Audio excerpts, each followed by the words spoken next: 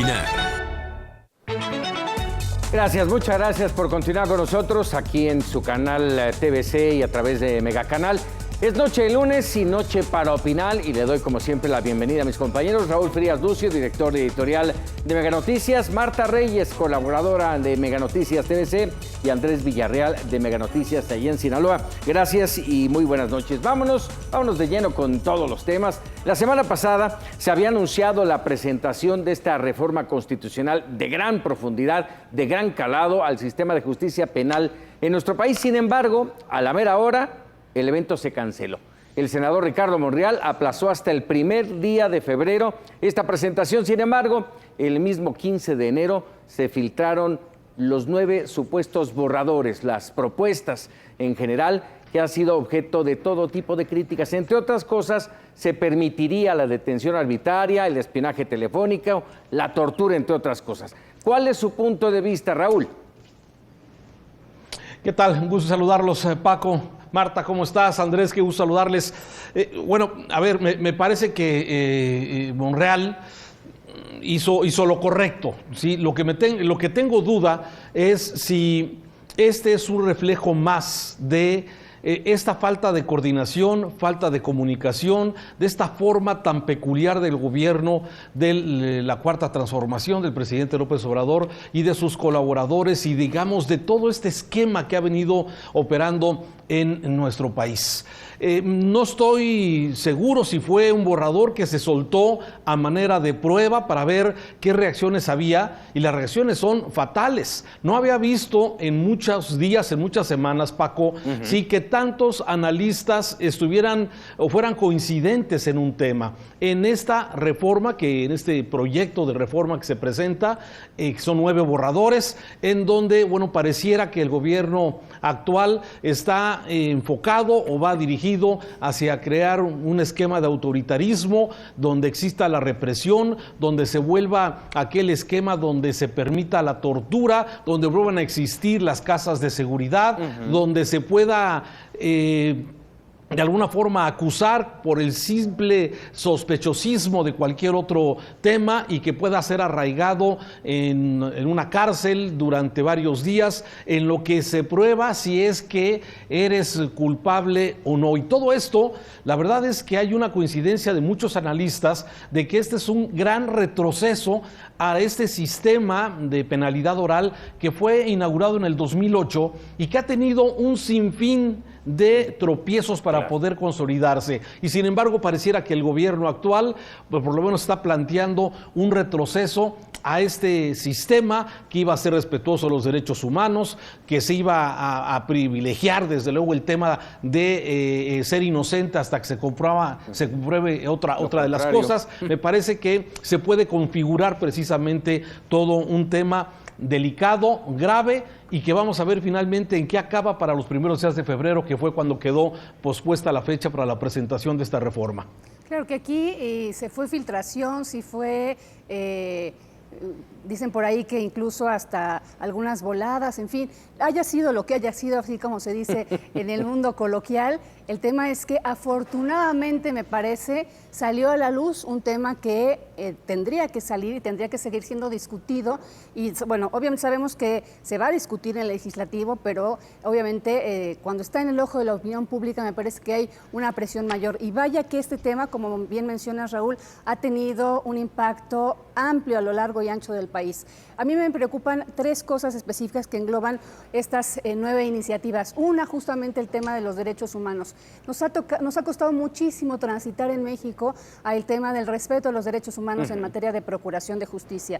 Yo con estas iniciativas, que si son ciertas o no, habría que determinarlo después en el legislativo, habrá que esperar esos ya no borradores, sino esos documentos oficiales, pero sí son ampliamente regresivos. El tema del arraigo, por ejemplo, que antes, o que en este sistema de justicia que está vigente en el país, se determina específicamente para delitos de delincuencia organizada.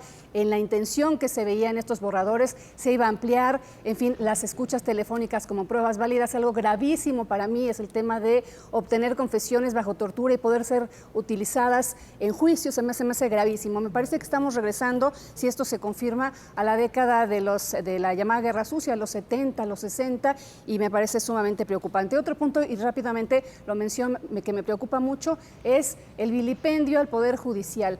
Lo hemos visto a lo largo del año y poquito que lleva el gobierno de Andrés Manuel López Obrador, esa intención de bajar, digamos, la importancia de lo que es el Poder Judicial en nuestro país. Recordemos que tenemos una separación de poderes que parece que se está diluyendo en ese conjunto de acciones que toman el Ejecutivo con el Legislativo, y el Judicial se estaba distinguiendo por ser un poco ese contrapeso, y me parece que con esta reforma y con otras actitudes se está vilipendiando al Poder Judicial. Filtraciones, déjenme comentarlo así, filtraciones que cumplen su objetivo según mi punto de vista, y es lo que estamos haciendo justamente hoy. Estamos polemizando, estamos analizándolas, y eso yo creo que es lo que querían, ver cuál es la respuesta de la opinión pública. Pero bueno, en este sentido, Andrés, yo te pregunto, ¿es destruir por destruir todo lo que tenga que ver con las administraciones anteriores, sin importar qué? Bueno, mira, me parece que estás tocando uno de los puntos más importantes con respecto a la forma en la que se operan las transformaciones, los cambios, las reformas, como se quiera llamar. Incluso hasta podemos ser peyorativos con el término, pero cualquiera que nos guste, es como lo ha venido operando el gobierno de López Obrador. Y me explico. Lo mismo sucede con el INSABI, de desaparecer por completo el Seguro Popular, crear un nuevo instituto que va a ser el rector, y creo que sucede lo mismo con otras reformas que se están planteando, y esta del Poder Judicial no es ajena a ello. Se trata, creo yo, si leo bien lo que ha venido trabajando López Obrador en este año y meses, de quitar todas estas partes que piensa que no funcionan, conformar otras en la ingeniería constitucional que él piensa que es la correcta, y no buscar de ninguna manera el intercambio con expertos o escuchar a las otras partes políticas. Eso no lo quiere hacer López Obrador. Si hubiese sido de otra manera, entonces ahora estuviéramos tal vez con una serie de foros para escuchar sobre una reforma de la reforma judicial y un balance quizás del sistema penal acusatorio, que tiene demasiado poco, ni siquiera termina de nacer correctamente. Hay estados que se subieron muy tarde a la ola del sistema penal acusatorio, algunos de ellos incluso todavía no tienen las condiciones mínimas en las salas de audiencia para poder convertirlos en juicios orales. Bueno, en resumen, no ha madurado, y creo que mantiene una constante el gobierno de López Obrador de esta prisa por cambiar las cosas, por reformarlas, transformarlas, destruirlas, dices tú, como se quiera usar la palabra, pero lo más rápido posible y sin el consenso. El Poder Judicial me parece que es uno de los fundamentales en cualquier país. En México no conocemos muy bien cómo funciona el equilibrio de poderes. Todo esto es demasiado nuevo. Vivimos todo el siglo XX con un solo poder que apabullaba a todos los demás, que mandaba sobre todos los demás. Entonces tenemos un Poder Judicial realmente muy nuevo, con muy pocos magistrados que se atrevieron a hacer cosas, y es fundamental hacer una reforma, pero no estar destruyendo lo que ya se tenía. A ver, rápidamente para cerrar este tema, porque todavía habrá que esperar.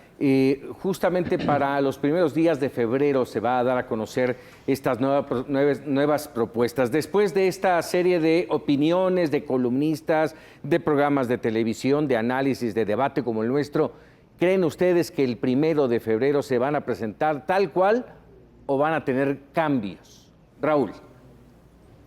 Fíjate que, no sé, este gobierno se ha caracterizado por ser, bueno, el presidente está convencido de que está haciendo lo correcto, ha despreciado la técnica, el conocimiento, ha privilegiado la honestidad sobre el conocimiento, la experiencia, la técnica, sobre cualquier otro tema. El presidente tiene parece que tiene una clara visión de lo que quiere de este país, y aquí el reto es que los demás puedan entender. Y me remito al tema de lo que ocurre todas las mañanas en esta mañanera, donde me imagino que todos los funcionarios del gobierno están atentos a lo que diga el presidente en la mañanera, porque desde un tema trascendente como el que estamos comentando, o una banalidad, pero que es muy ocurrente, como el tema de la venta y de la rifa del avión, y que, bueno, pareciera que esto de alguna forma son distractores. Me parece que el presidente ha mostrado esa característica personal de centralizar todas las decisiones. Yo sí pienso que destruir para luego construir, como ha ocurrido con muchos de los ejemplos en este primer año de gobierno del presidente López Obrador, destruye para luego construir, pero con consecuencias nefastas. Aquí el tema, si estábamos apenas empezando a entenderle a este sistema, nuevo sistema penal acusatorio, sistema de oralidad, sí, y otra vez darle marcha atrás a algo que todavía ni siquiera se permitió que funcionara, la implementación tardía, como ya lo mencionaba Andrés, de este sistema, la falta de capacitación de muchos jueces, de los ministerios públicos, de las policías, los primeros responsables cuando ocurre algún tipo de delito, todo esto que apenas le estábamos entendiendo, echarlo para atrás, sí, y poder lanzar otra iniciativa. No estoy seguro que el presidente vaya a cambiar su visión. Él sigue pensando que para cambiar a este país, seguramente como lo hemos visto en muchos otros temas, está empeñado en lograr esta cuarta transformación. ¿A qué costo? Y si se va a lograr, híjole, todavía es muy pronto para saberlo, Paco. Así es. A ver, Andrés, hace un momento tocabas el tema del INSABI. Déjenme cambiar radicalmente el tema porque de alguna manera están íntimamente relacionados por las decisiones del presidente. Han transcurrido 20 días desde que desapareció el Seguro Popular y entró en vigor el Instituto Nacional de Salud para el Bienestar, el INSABI. Algo parece que no se previó. Existen confusiones entre quienes demandan el servicio, quienes lo proporcionan y quienes aplican en los sistemas de salud. Persiste el desabasto de medicinas, las deficiencias en la atención, se están cobrando cuotas en los hospitales de alta especialidad. No tuvimos la difusión adecuada para entender la migración del sistema anterior al actual. En fin, es un caos. A 20 días, ¿cuál es el balance del INSABI? Adelante. A ver, aquí creo que podríamos volver a tocar lo que decíamos. El tema es destruir lo que existía por corrupción. Es uno de los principales argumentos del presidente Andrés Manuel López Obrador. Y vemos otra vez lo que sucedió con guarderías, con programas sociales, con diferentes asuntos que llevaba a cabo los gobiernos anteriores y que finalmente se deshacen sin ser una transición paulatina. Y me parece que este tema del Seguro Popular con el INSABI, es cierto, hay que señalar lo que sucedía con el Seguro Popular, había corrupción. La Auditoría Superior de la Federación señaló esta falta de claridad del uso de 71 mil millones de pesos, que no se sabe para qué se usaron, no se puede clarificar por parte de los gobiernos estatales. Entonces, claro que existía ahí corrupción. Pero el tema no era deshacer esto sin echar a andar lo otro y sobre todo sin tener reglas de operación y reglas específicas también de cómo iba a funcionar y qué le iba a tocar a cada quien. Había un grave riesgo que me parece existe, es en el tema de esta rebelión de los gobernadores que no han cedido a firmar el acuerdo y que en su derecho podrían estar entendiendo solamente el tema de la centralización otra vez del sector salud o de este tema de salud, pero que finalmente quienes quedan ahora sí que en la cuerda floja de la atención médica son los pacientes. Y eso es a mí lo que me parece que es gravísimo y es lo que estamos viviendo con este cambio al INSABI. Andrés.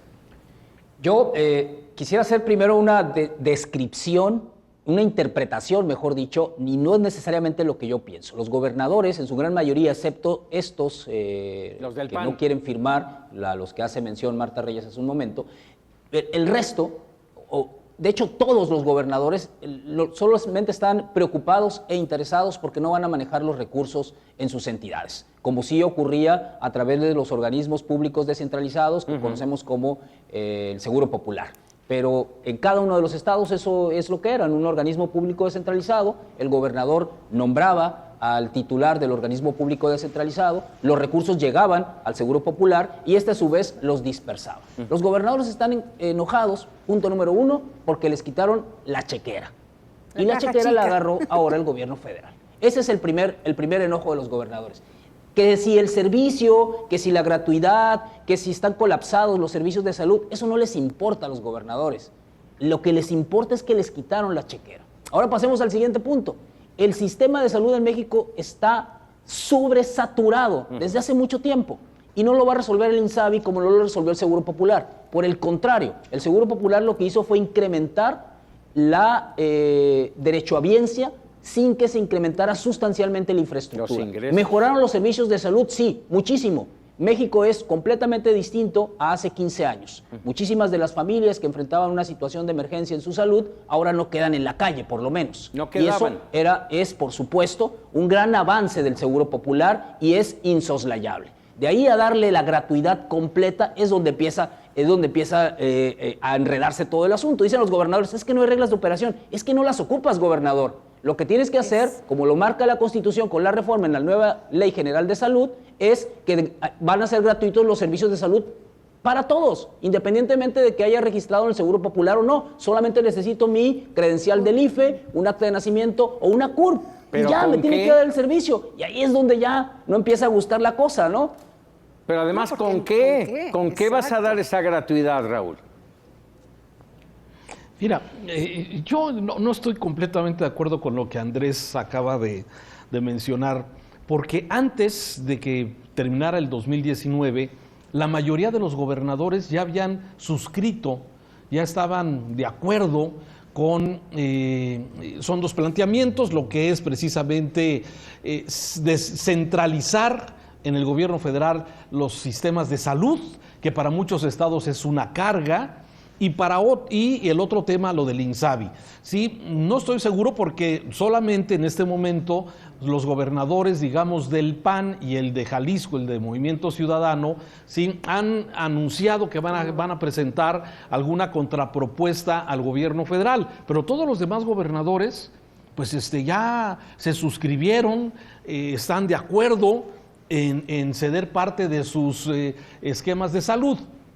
¿Por qué los panistas y el DMC no? Quizás tenga razón Andrés, debe ser el tema de la chequera. Voy a poner el caso de Jalisco concretamente. El 2019 el sistema de salud del estado de Jalisco sí más o menos gastó sobre 3,500 millones de pesos. El problema es que en esta ciudad, en este estado de Jalisco, hay dos OPDs que le dan servicio no solamente a jaliscienses, le dan servicio a los de Colima, a los de Nayarit, a los de Michoacán y a todos los alrededores. Más de 600,000 pacientes vienen a atenderse aquí a Jalisco, a los hospitales civiles de Guadalajara o al Hospital General de Soquipan, que son, digamos, los de tercer nivel. Todo lo que es primer nivel, es decir, la consulta del día a día, los partos de todos los días, las operaciones de apéndice, eso era lo que estaba cubriendo regularmente el sistema de salud a través del Seguro Popular, pero son solamente 66 enfermedades de tercer nivel las que se cubrían. Las demás, pues había que entrarle con un esquema de salud que los gobiernos, en el caso de Jalisco, ponía 1,000 millones de pesos el año pasado de recursos estatales al sistema de salud.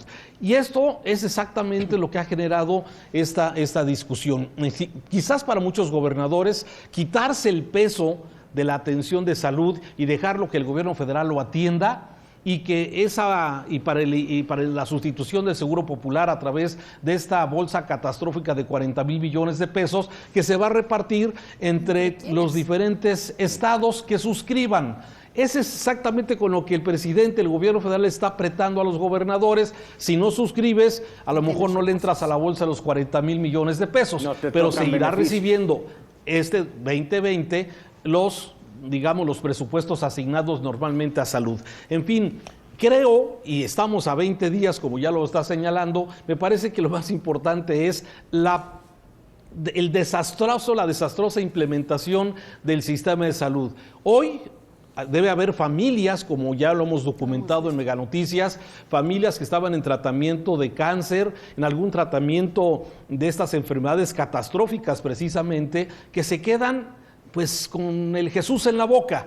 ¿Por qué? Porque se acabó el 31 de diciembre el Seguro Popular y ahora ¿qué sigue? Les están pidiendo cuotas de recuperación En algunos sí, y otros no saben exactamente si va a haber medicamentos la próxima semana o dentro de 15 días, y son medicamentos vitales para la vida de estas personas. Así es que sí, yo creo que es una de las mismas, exacto, el desastre que fue la implementación del INSABI. Y claro, ese discurso de que va a haber un sistema de salud universal, tipo países nórdicos, la verdad es que el presidente tiene una narrativa extraordinaria, encanta, llega, pero de aquí a la implementación, a la práctica, hay un abismo. Esperemos que ello ocurra. Yo aquí, además de ello, veo dos cosas que ya lo han mencionado. Por un lado, la centralización de todo. Hoy estamos hablando del sistema de salud, vamos a estar hablando del tema de la educación también, porque muchos gobernadores dicen, ahí te va, llégale tú, yo no quiero saber nada.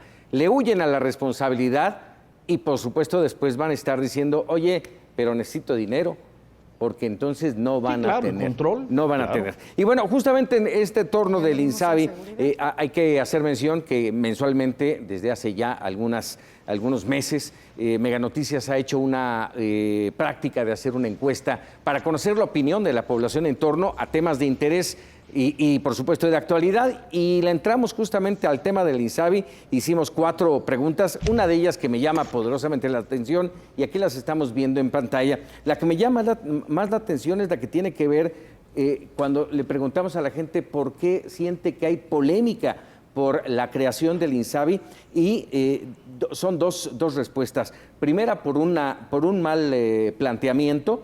45.8% dicen que fue por esta razón. Y la otra, que tiene que ver con la corrupción, 22.3%. ¿Qué nos dice esto, Raúl?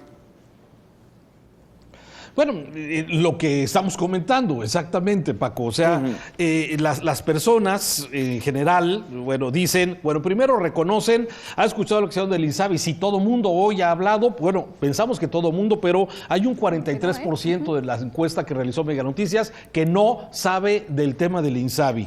Es mucho, es mucho, sobre todo con un tema tan sensible. Considera que los usuarios del Seguro Popular... Claro. ¿Consideras que los usuarios del Seguro Popular serán beneficiados o perjudicados o serán igual? El 43% de esa gente que sí sabe, sí dice perjudicados, como lo que ya ha sido documentado por parte de Mega Noticias. ¿Cuál cree que sea el motivo? Porque está mal planeado. Ahí está, 45%, como está viendo en su pantalla, y luego un 22%, un 19%, porque se separa a la población, y bueno, porque le quita autoridad a los gobiernos, que es algo de lo que dice Andrés como justificación de que los gobernadores pierden control, pierden recursos de esto. 59. Y finalmente, ¿por qué algunos gobernadores consideran que están inconformes? Sí, porque se les quitará recurso económico, lo que planteaba Andrés sobre el tema del control económico, ¿no? Y la falta de reglas de operación con el 40.9%. Eso es en torno al INSABI, pero también preguntamos, como lo hacemos cada mes, sobre el tema de la seguridad, y aquí hay un comparativo, de acuerdo a lo que obtuvimos de esta encuesta, un comparativo entre noviembre, diciembre y enero. Por ejemplo, ¿usted considera que el gobierno solo aplica la ley cuando le conviene? El 69% en enero. En diciembre el 54.9% y en noviembre el 59.8% creen que solo aplica la ley cuando le conviene. Está subiendo, ¿eh? Está subiendo. Está subiendo la opinión. Otra de las preguntas, ¿usted ha sido víctima de algún delito en el último año? 22.5% en enero, 21.9% en diciembre. Vean la diferencia. Y en noviembre el 17%. Creció el nivel de inseguridad y de violencia, como lo marcamos específicamente durante estas últimas semanas del 2019. Su sentir en torno a cuando se le pregunta a la gente sobre delincuencia, sobre inseguridad, sobre violencia. Miedo, 40.2% en enero, 41.9% en diciembre y 38% en noviembre. Así los cambios, principalmente miedo, es la palabra con la que se identifica mayormente el tema de la delincuencia. Y por último... El 40%, Paco. Claro. El 40%. Me parece que esto es un dato fundamental. No es posible que vivamos con miedo, que 40 personas de cada 100 en este país tengamos miedo. al tema de la inseguridad, por lo que hemos visto, por esto que lamentablemente no se ha podido controlar y que, bueno, es el pan nuestro de cada día, los delitos, ¿no? De todos los días. A mí me llama mucho la atención la primera pregunta. ¿Usted considera que el gobierno, y me llama la atención cómo crece esta primera respuesta, solo aplica la ley cuando le conviene? De noviembre 59 mencionabas, Paco, 59.8%, 60.8%. ¿Aquí qué nos dice? Justamente que la gente se comienza a dar cuenta cómo la aplicación de la ley tiene una viga diferente para cada momento de esa balanza que tendría que tener la justicia, y ese antifaz o esa venda en los ojos no se aplica siempre igual. Y creo que esto lo hace evidente muchos momentos del gobierno federal. ¿Cómo se aplica a veces la ley en materia de la ciudadanía común? Lo vimos con la intención del tema fiscal, que prácticamente era una amenaza tremenda para los que sí pagamos impuestos, cuando para los delincuentes pues vamos a aplicar abrazos y no balazos. En fin, creo que es un poquito cómo se va evidenciando el actuar del gobierno federal en este momento, ¿no? Antes de la participación de Andrés, Andrés, te veo con muchas ganas de querer participar, sin duda. Déjame nada más mencionar, respecto al desempeño del presidente de la República en esta última parte de la encuesta, el 26% considera que es mejor que gobiernos anteriores, el 38% cree que es igual y el 35% afirma que este gobierno está peor que los de antes. Andrés. Bueno, la encuesta, este ejercicio de Mega Noticias es interesante porque a lo largo del tiempo iremos viendo no solo la evolución, sino un comparativo de largo aliento. A veces es complejo comparar un mes con el otro porque de repente los ánimos sociales se dictan mucho a veces por algo, por un solo suceso en particular, y eso lleva a veces, pero ya cuando tengamos muchas más encuestas vamos a ir viendo cómo es la evolución. Me parece que todos estos resultados corresponden a una sociedad como la nuestra. Somos profundamente desconfiados de la acción de la justicia, pero lo somos porque justamente así se ha comportado la justicia en este país. Y el argumento de que se aplica solo cuando a la autoridad le conviene o al gobierno le conviene, pues forma parte casi de nuestro ADN. Lo entendemos que así ha venido ocurriendo, no queremos que siga ocurriendo así. Y que lograr eso, llegar hasta ese punto donde cualquier persona se aplique la ley independientemente de si es poderosa o no, si tiene dinero o no, pues entonces empezaremos a entender que no ocurre eso. Mientras tanto, me parece muy congruente estos resultados con lo que vemos todos los días en la calle. Sí, Yo destacaría solamente... Sí, adelante. Sí, Paco, nada más, sobre la última pregunta que hace Mega Noticias, ¿cómo califica el desempeño del gobierno del Andrés Manuel López Obrador? ¿Sí? Fíjate que hay que leerla bien porque a pesar de que el presidente insiste todos los días en que no son iguales, que no lo comparen, que eso sí duele, eso sí calienta, que lo comparen con los gobiernos anteriores. Sin embargo, de diciembre, que había un 29% a este enero, hay un 38%. O sea, creció el número en forma sustancial de personas que consideran que es igual que gobiernos anteriores, mientras que la gente que pensaba en diciembre que estaba peor que otros se reduce a un 35%.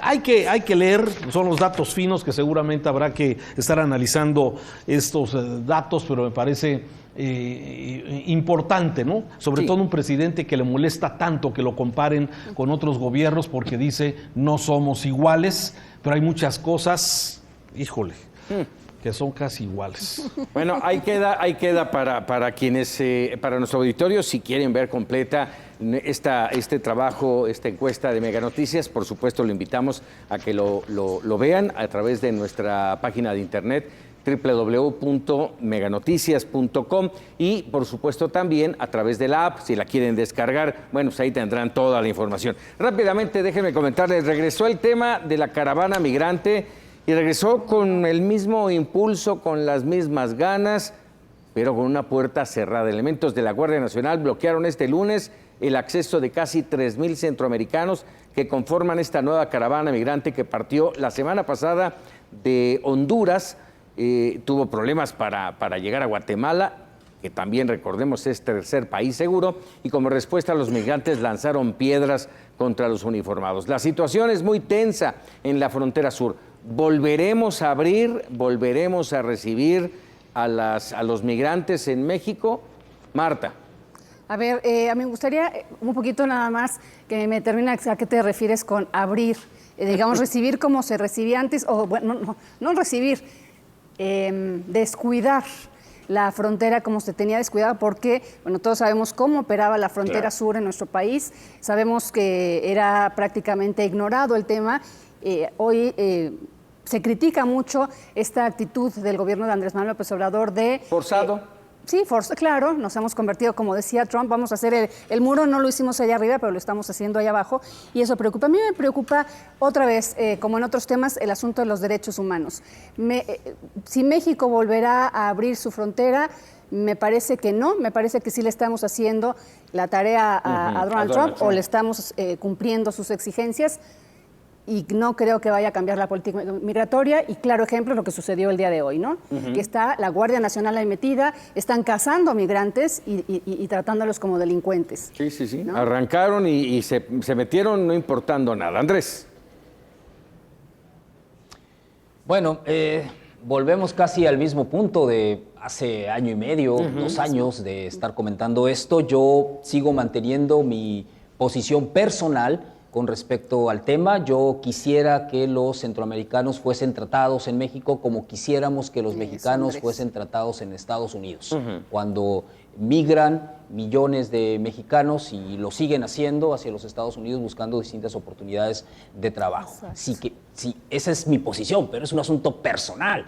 Pero lo que está ocurriendo es que este flujo migratorio antes era a cuentagotas, y la frontera sur prácticamente no estaba vigilada. Si algunos de ustedes la conocen, yo he estado en la parte en estas fronteras de Chiapas con Guatemala, y bueno, no había nada, ¿no? Nada. Y ahora este cuentagotas, este gotero que había de migrantes que continuamente estaban pasando buscando los Estados Unidos, pues ahora se han convertido en unos chorros enormes, y la presión además del presidente de los Estados Unidos de decirle a México que cumpla con detenerlos, bloquearlos en aquella parte. Sigo pensando que ni la posición que tomó el gobierno anteriormente, dejarlos pasar y solo hacerlos cruzar por México porque sabía que no iban a poder entrar a los Estados Unidos, ni la que tomó ahora de bloquear por completo la frontera, habla bien de nosotros como mexicanos, habla muy mal del gobierno en las dos ocasiones.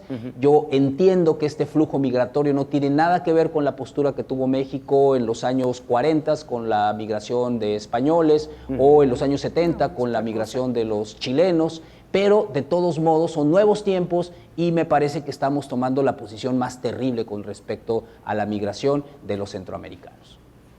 Raúl. Haciéndole el trabajo realmente a los Estados Unidos. Sí, me parece que el tema delicado es la violación a los derechos humanos, como ha quedado documentado en estos campamentos, tanto en la frontera norte, para las personas que ya estaban en este punto para cruzar, y que ahora han sido regresados a campamentos mexicanos, donde están hacinados de acuerdo a los reportajes que se han dado a conocer, y ahora, bueno, con estas caravanas migrantes. Ahí hay muchos temas. Estos movimientos de migración, hoy estamos viendo, están ocurriendo en muchas partes del mundo. Hay una necesidad de muchos pueblos, de muchas poblaciones, que por seguridad, por trabajo, por mejores condiciones de vida, en busca de mejor calidad, siempre se han movido hacia donde hay recursos, donde hay trabajo, donde hay seguridad. Esto me parece que no va a ser tan fácil detenerlo. Le estamos haciendo el muro a Trump, como lo dijo, y además lo estamos pagando con la Guardia Nacional, que está hoy en este lugar. Yo acotaría también, Raúl y Paco y Marta, de que hay un flujo y un desplazamiento interior en México por cuestiones de inseguridad, y no lo estamos viendo. Los 3,000 hondureños que están en la frontera con México no son nada con respecto a la movilización que ha tenido que ocurrir dentro de nuestro mismo país y que también los estamos tratando muy mal. La mayor parte de los desplazamientos, es más, nada menos antier hubo un desplazamiento en unas comunidades de Guerrero justamente por un ataque de hombres armados a las comunidades de, creo que de Chilapa, y las personas se fueron de sus casas. Eso es un desplazamiento por motivos de seguridad y muy probablemente no vuelvan a sus comunidades. Tampoco estamos viendo a esas personas que en nuestro propio país, siendo mexicanos, tampoco tienen las condiciones adecuadas de su migración, en su migración. Ni tampoco a los que están en los Estados Unidos siendo violentados de sus derechos humanos, Andrés, tampoco estamos vigilando eso. Sí, totalmente de acuerdo. Además, No, yo insisto, no son las mismas condiciones, allá sí hay trabajo. Aquí no lo hay ni siquiera para los mexicanos. Pero bueno, cambiemos rápidamente de tema, nos quedan escasamente 4 minutitos. Bueno, y yo no va a haber 4,000 plazas, ¿no? Dijo el gobierno. Bueno, 4,000 plazas en el sureste, ¿no? Vamos a ver si es cierto, con el O Tren sea, Maya seguramente. ¿Cómo va a ser Los discursos, esa paz, Raúl, esa los parte, esa discursos transición, y la ¿no? realidad. Claro, vamos a ver cómo se cumple con lo que se promete, ¿no? Hablando de esto, yo no quisiera dejar pasar este programa sin tocar el tema tan polémico y que generó tantos memes y tantas cosas a lo largo de los últimos días, como es el anuncio de la posible rifa del avión presidencial, lo cual, insisto, desató una cantidad de memes pocas veces visto. Bueno, ya hasta el presidente los aplaudió la creatividad y se rió, dijo que estaban buenísimos. Pero ¿ante qué estamos? ¿Es verdaderamente un distractor de los problemas que enfrenta su administración o simplemente se trata de una, déjame decirlo así, de una ocurrencia más?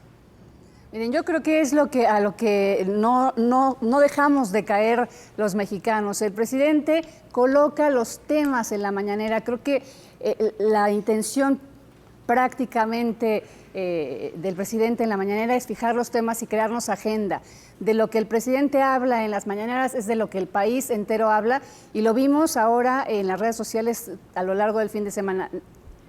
Prácticamente todas las publicaciones eran sobre el avión cuando estábamos con este tema que estábamos tocando al principio del programa, el nuevo sistema, el sistema de justicia y las reformas. En fin, creo que el presidente sabe muy bien, en materia de comunicación política es un monstruo, lo hemos dicho, y él sabe de qué ponernos a hablar y reaccionamos. Y me parece que se reía de los memes o se reía de nosotros. Pero no distrae, ¿no? Yo creo que ahí sí. Andrés. Ojalá. No, yo sí creo que distrae, pero en el sentido de que el presidente no creo que haya sido una ocurrencia, ni tampoco que le haya pensado muchísimo para ver cómo iba a ocurrir. No, pero basta con que ponga el tema en la agenda, con que en unos días se hable y ya. De plano. O con Raúl. Yo pienso que es una ocurrencia y es un distractor. Ya lo decía Marta, tenemos el tema del sistema judicial, el tema del sistema penal, las modificaciones, estos borradores, tenemos el tema de la violencia, lo que ocurrió en Chihuahua y lo que hacía referencia Andrés allá en Guerrero, 150 sicarios queman 22 casas y 7 vehículos y provocan estos desplazamientos que estamos comentando, ¿sí? Y el tema del INSABI, y nos sale con esta ocurrencia que además es evidente, el secretario de Comunicaciones, el responsable del área, pues ni siquiera enterado estaba. Los secretarios tienen que estar viendo la mañanera a ver qué ocurrencia se le ocurre al presidente, ¿sí? Para ponerse a trabajar y estar dispuestos a implementar las medidas que pone el presidente en este sistema unipersonal, omnipoderoso que tiene ese gobierno, donde muchos secretarios son simples floreros, Como no el secretario de tienen Comunicaciones. una acción real en esto. Sí, como el secretario de Comunicaciones que dijo que no, que eso no podía ser, ¿no? Pero pues va a haber rifa y van a comprar boleto. Raúl, ¿vas a comprar? Y si me lo saco, ¿qué hago, Paco? Bueno, eso ya va a ser problema tuyo. Andrés, ¿vas a comprar no participo cachito? jamás en rifas de ninguna clase. No, No participo, no por esto, nunca participo en rifas. Marta. 8 de cada 10 mexicanos dijeron que sí les interesaría comprar un boleto. Ahí nada más se las dejo. Ya si se lo ganan o nos lo ganamos, pues ya vemos a ver qué hacemos, ¿no? Que Porque Paco sí compra. no es cualquier cosa. O sea, qué padre ganarse una vida. ¿Y ahora qué hago? ¿Qué hago con el estacionamiento? ¿Qué hago con el mantenimiento? ¿Quién lo vuela? ¿Quién me lo renta? En fin, Ven, pero hasta aquí para opinar, como todos los lunes, mi agradecimiento a Marta Reyes, a Raúl Frías, a Andrés Villarreal, pero sobre todo a usted que nos permitió entrar y dejarle nuestros apuntes, nuestros análisis y debate para que usted se quede con la mejor opinión. Y ahora, bueno, acompáñenos porque hay que disfrutar del ingenio mexicano ante los hechos que conforman la agenda nacional. Mañana, no se olvide, hay para opinar con Raúl Frías Lucio. Muchas gracias, muy buenas noches.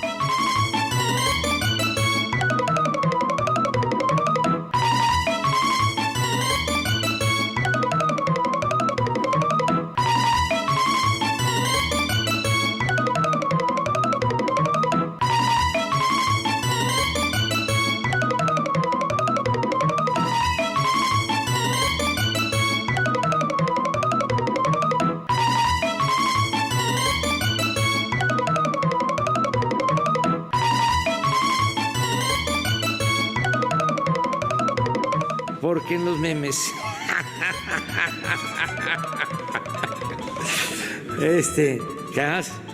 geniales, o sea, buenísimos.